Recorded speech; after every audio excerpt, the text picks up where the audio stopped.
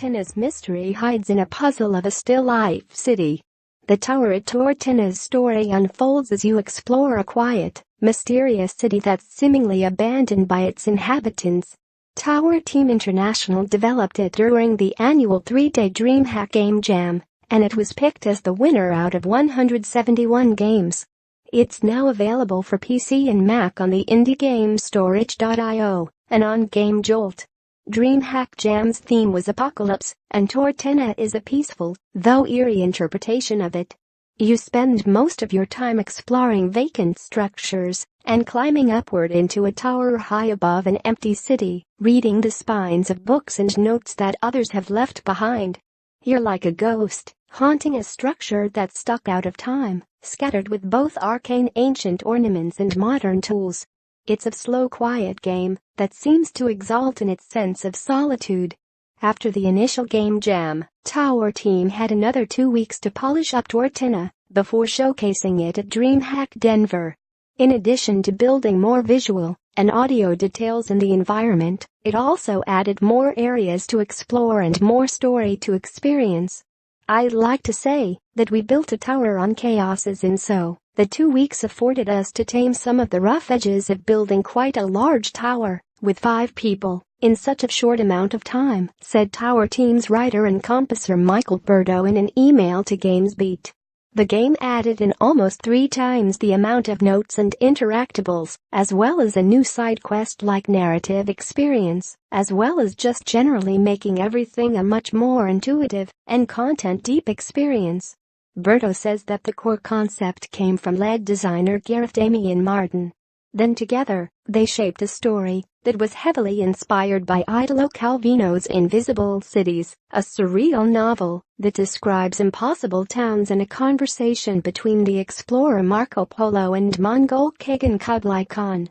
Berto says he was also inspired by the environmental storytelling in games such as Dishonored, BioShock, and Gone Home. Our absent protagonist, Konstantin Bosch, still has a narrative arc of someone experiencing an apocalypse, but in the time we took to really flesh out the game, so much more was injected into word building around the tower itself, said Berto. When I was first sketching the tower, I was thinking a lot about the architecture of hub areas and the ways in which designers can create spaces that encourage idling and passive exploration, said Martin.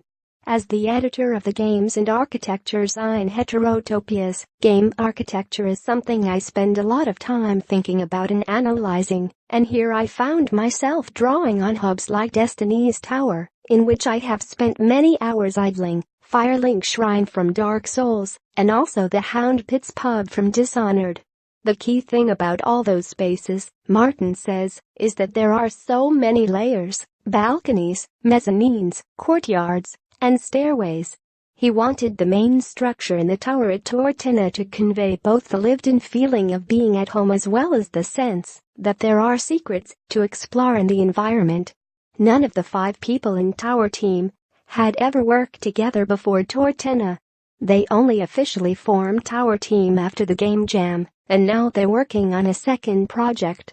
In addition to Berto and Martin, the team is Tom Kitchen, who designed levels and was the 3D modeler, Moshe Linky, who did the architecture modeling and built the levels, and Thomas Newlands, who created the technical art. We found a very unique and rare team dynamic that made working together very rewarding and powerful for what we turned our attention to, and thus have formed Tower Team International as the 5 of us, and are absolutely actively talking and developing something new together, said Berto. Tower Team is now, for all intents and purposes, a new game-making collective. All of us are game makers who work on our own, or in small teams, added Martin. Berto has worked on Where the Goats Are, and A Bright Light in the Middle of the Ocean. Tom Kitchen created Emporium, and Moshe has built a series of walking sims including Living with the Moonoliths. So while working on the jam was familiar, it was also unusually collaborative, with each of us working in different roles and bouncing off each other's ideas in surprising ways.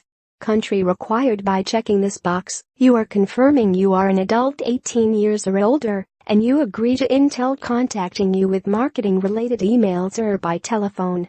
You may unsubscribe at any time.